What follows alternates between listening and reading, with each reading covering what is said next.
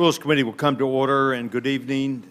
Tonight, the Rules Committee is meeting to consider a resolution that provides for H.R. 7, no taxpayer funding for abortions and Abortion Insurance Full Disclosure Act of 2015. This important piece of legislation reaffirms our nation's long-held policy of prohibiting the federal funding of abortion.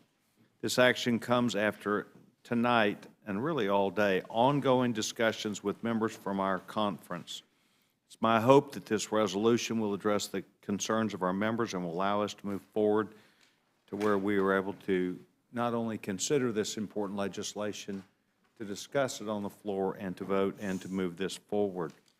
I would like to note that there are a huge number of members who have had discussions with me or that I've heard about. One of them, the gentleman from South Carolina, Tom Rice, who has taken time to put on a suit and get up here. I was told that a number of other members intend to do that, and I assume that they're all watching. But Tom, I want to thank you for taking time, for showing up. I know this is a very, very important bill for you.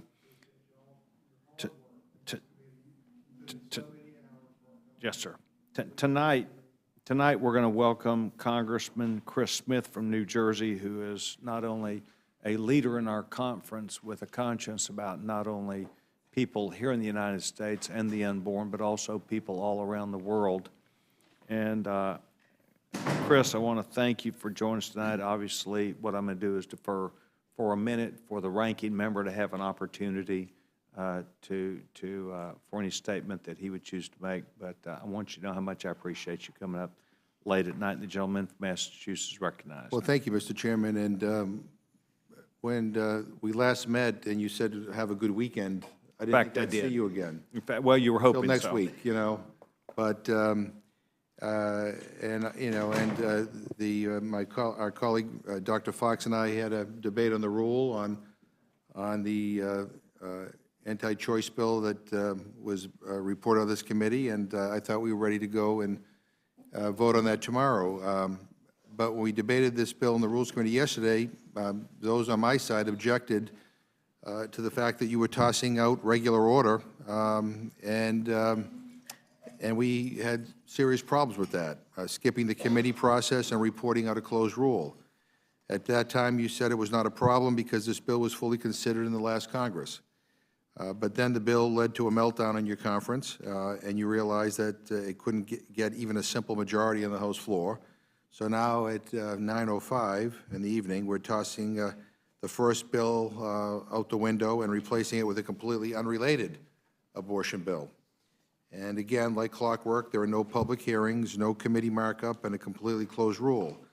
I don't know how many times my friends intend to take the House down this same path of partisanship and division, but I don't think it's the right way to go. You know, the President last night in his State of the Union address, and I know my friends have a lot to disagree with him on, but I thought the end of his speech was very compelling, in which he said that we got to figure out a way to work together in order to get things done, in order to move this country forward, and I don't think this is the way to do it. So in any event, we're here, and I guess we're taking up a bill that we had previously considered last year, and I appreciate my colleague, Mr. Smith, from New Jersey being here, but, you know, maybe we could just Xerox your testimony from last year and replace it for this testimony. But, I mean, we've done this before, and I'm just a little bit confused at this process and this procedure. But I would say if you had regular order, we wouldn't be here again, meeting again at 9:05 at night in the Rules Committee.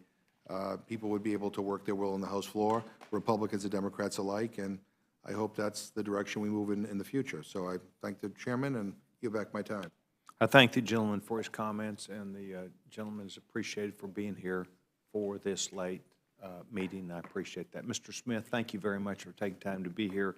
Obviously, as the sponsor of the bill, H.R. 7, we're delighted that you're here. With the number H.R. 7, that's an indication how far up the line this is and the importance this conference places in your legislation, and you gentlemen is recognized. Thank you very much, Mr. Chairman and members of the committee, and my friend and colleague, Mr. McGovern. Thank you for being here. I would just briefly mention that the pain-capable legislation is only delayed. It'll be up on the floor. It'll be up on the floor soon.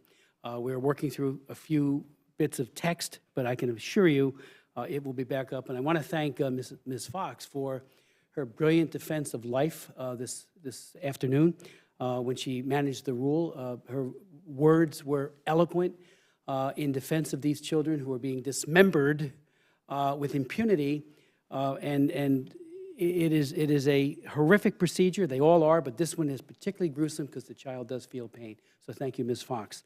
H.R. 7, the No Taxpayer Funding for Abortion Act, which passed last year on January 28th, 227 to 188. This is the identical bill with the dates changed, obviously, so it's current with the dates effective.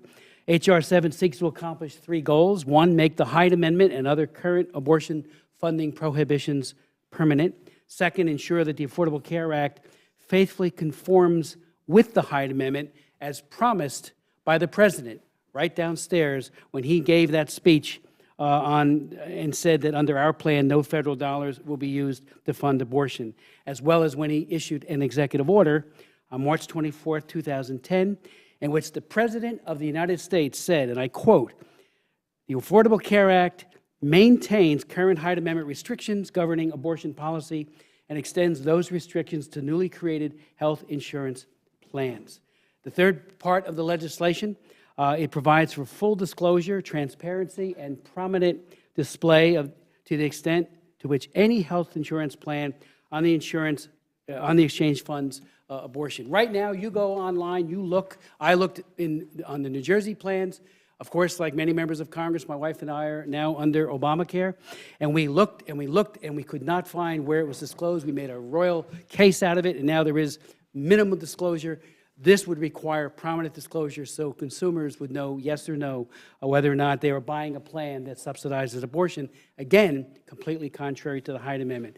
Last year, we asked the General Accountability Office to look into the Obamacare exchanges, and they came back, and I invite my colleagues to read it. They found, and they reported in August of 2014, that 1,036 Obamacare exchange plans cover abortion on demand. The President gave his solemn word downstairs that wouldn't be the case. Over 1,000 plans, virtually every plan in New Jersey, Mr. McGovern, your state as well, and some of the other states as well. That is taxpayer funded for abortion. Huge majorities of Americans don't agree with that, and I do hope that the committee will approve bringing this legislation to the floor for consideration by the House. I thank the chair. Ms. Smith, thank you very much. The opportunity for us to be here today with you is important. I note and noted yesterday on the 19th was my son, Alex, who we're aware of, a great Down syndrome young man, was here who visits often, turned 21 years old. And throughout my life, I've been aware of the frailties of people who sometimes associate abortion with that of life. And I would just tell you that your sincere, thoughtful, artful time of assessment of how important every child is and the ability to have life is something that I'm still learning a lot about through my own experiences and the things that I see. And I believe that the federal government should not be involved in funding abortions. And your legislation is very specific and intended for that purpose, and I'm proud of it. Thank you, Mr. Chairman. Mrs. Fox? Thank you, Mr. Chairman. I agree with your comments, and I thank Mr. Smith from New Jersey for his kind comments to me, but he's been leading the fight in this area for 35 years, I believe, and we all owe him a great deal of thanks, not only for his leadership on this bill, the leadership on the other bill that we discussed today, but again, for the last 35 years, for his steadfast dedication to the issue of life. I have no questions. It's a very straightforward piece of legislation. We'll do what I think needs to be done in this area. I I appreciate Mr. McGovern wishing that we all lived in a perfect world. I do too. I wish we could always do everything exactly the way we want them to be done, but we can't. And so we live with the imperfections of human beings and even of processes that we have. And so I thank the chair and thank Mr. Smith for coming, and I yield back. Gentleman, yield back. Gentleman, Massachusetts recognized. Well, thank you, Mr. Chairman. First of all, let me just say I have great admiration for the gentleman from New Jersey. We work together on a lot of human rights issues, and I admire the work that he does on so many of those human rights issues. I oppose H.R. 7, and I opposed H.R. 36, but they're very different bills. And I appreciate the differences that the gentleman has with the president, but we're not here because of the differences you have with the president. Clearly, something went awry in your conference, and I'm just curious if you can let us know why we are considering an entirely different bill tonight after we had Rules Committee provided a rule for H.R. 36. What's the hang-up? There's a short delay, and just like in your caucus, when you have closed conferences, sometimes you want to work out some text, and that's all we're doing. That bill, I promise you, will be back on the floor very, very shortly. Yeah. Well, And I thank you for the question. Yeah, no, and I'm just curious, like, very rarely does the majority bring bills to the floor that they don't have all the votes already lined up for. But I would just say, and I don't want to delay this, but there's a reason why some of us are calling for regular order, because I think that some of the concerns that maybe people in your own conference had with regard to H.R. 36 might have been addressed on the House floor if we had an open amendment process.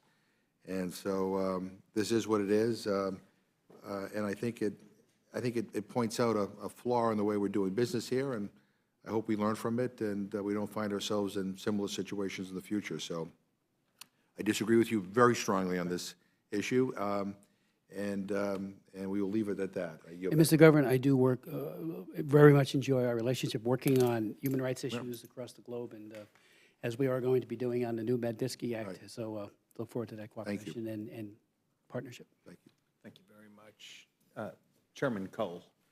Thank you, Mr. Chairman. I don't have any questions for my friend, but I want to echo the bipartisan admiration for you, frankly, as a member. And I do agree with you very strongly on this issue. And I know no one who's fought longer and harder to protect those who can't protect themselves than my friend. You've got a record that will not only you be proud of, but I think history will look back on and say, this was a person who was ahead of his time on this issue. I think public opinion on this issue is moving in your direction, not away from you. And I just want to thank my friend for always standing up to defend those, whether it's in human rights cases, which are often bipartisan, as we've heard tonight, or in this particular issue, which is contentious, but where I think history will find my friend again on the right side. So just thank you for 35 years of sustained commitment and a wonderful leadership on the life issue. With that, Mr. Chairman, I yield back. Thank you very much. Dr. Burgess. Mr. Stivers. Mr. Collins. Gentleman's recognized. Again, I just want to thank Ms. Smith, who I've gotten to know in my first term, and is a commitment to life that I've had on the state level and all my life in public service.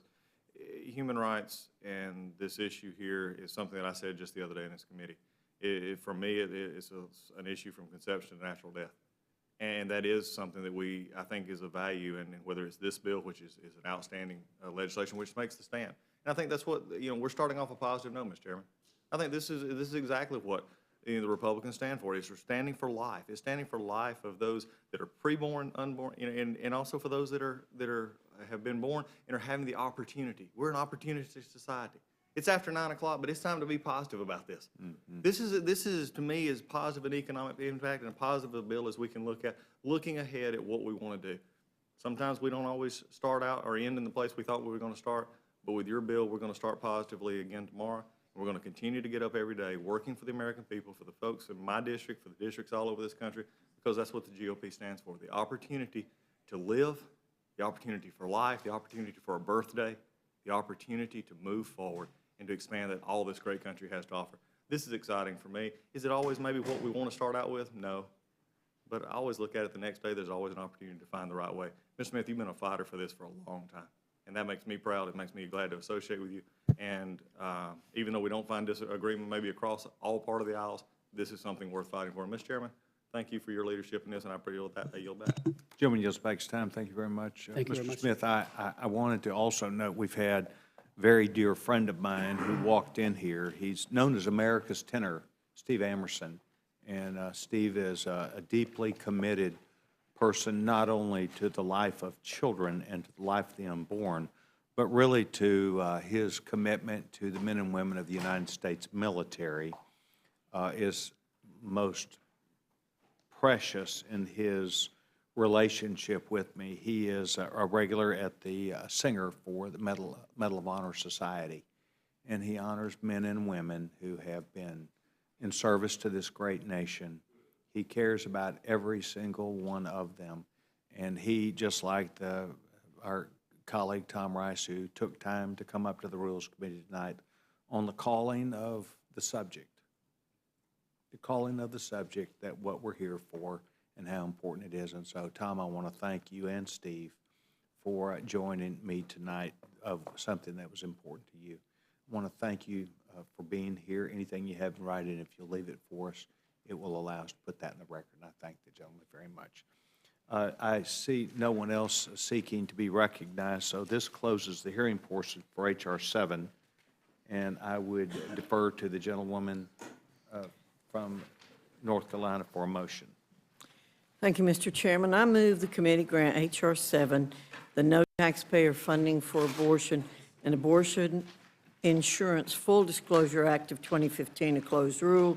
The rule provides 1 hour debate equally divided and controlled by the majority leader and the minority leader or their respective designees. The rule waives all points of order against consideration of the bill. The rule provides the bill shall be considered as read.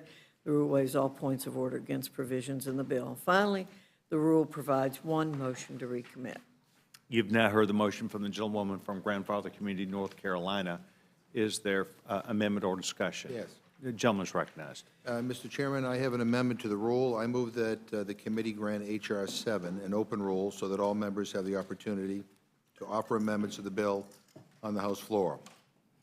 I believe that if we had granted an open rule to H.R. 36, we would not be here tonight, that members of both parties would have the opportunity to work their will on the House floor. But that was granted a closed rule, and we're back in Rules Committee tonight at this late hour. And I would urge that we learn from our mistakes and have a more open and deliberative process. And, you know, we have all the time in the world. Why not do it? And so I urge my colleagues to support this open rule. Thank the gentleman. The gentleman yields back his time. Is there further discussion? Vote will now be on the McGovern amendment. Those in favor of the McGovern amendment signify by saying aye. Aye. Those opposed, no. No. Noes have it, noes Ask have for a roll call. It was close. it. Don't ask for a roll call. Ms. Fox? No. Ms. Fox, no. Mr. Cole? No. Mr. Cole, no. Mr. Woodall? Mr. Woodall, no. Mr. Burgess? Mr. Burgess, no. Mr. Stivers? No. Mr. Stivers, no. Mr. Collins? No. Mr. Collins, no. Ms. Slaughter? Mr. McGovern? Aye. Mr. McGovern, aye. Mr. Hastings? Mr. Polis? Mr. Chairman? No. Mr. Chairman, no.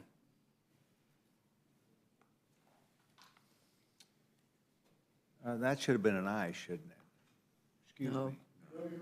We're voting No, on I think you were McGovern. right. You were right the Excuse first me, time. Excuse me, excuse me. That's on the, it is a late night. That's on the McGovern amendment. Nobody gasped and I blinked. Thank you very much. The amendment is not agreed to. I'm wearing you down. The amendment is not-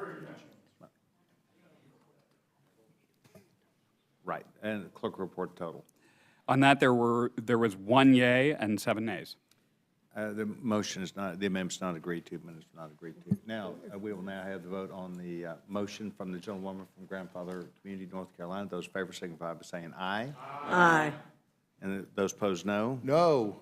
The ayes have it, the ayes have it. Ask for a roll call. Gentleman asks for a roll call vote. Ms. Fox? Aye. Ms. Fox, aye. Mr. Cole? Aye. Mr. Cole, aye. Mr. Woodall? Mr. Woodall, aye. Mr. Burgess. Mr. Burgess, aye. Mr. Stivers. Mr. Stivers, aye. Mr. Collins. Mr. Collins, aye. Ms. Slaughter. Mr. McGovern. No. Mr. McGovern, no. Mr. Hastings, Mr. Polis, Mr. Chairman. Aye. Mr. Chairman, aye. Clerk report total. 7 yeas, 1 nay. The motion is agreed to, and the gentlewoman from Grandfather Community, North Carolina, will handle this. Clerk report total. 7 yeas, 1 nay. Good. Gentlewoman from North Carolina will handle this for Republicans. And the gentleman from New York, the ranking member, Ms. Slaughter, will handle it for the Mrs. Slaughter will Democrats. handle. I had stated earlier in the week, I did not think we would meet again today. It's only 9:30. I'm going to go, I've proven I need to have dinner tonight, so I'm going to go have dinner. I want to thank everybody. Mr. Smith, thank you very much for your courtesy to join us this evening and to represent your bill, and I appreciate that very much. This now concludes our work for the evening. Wow. I was thinking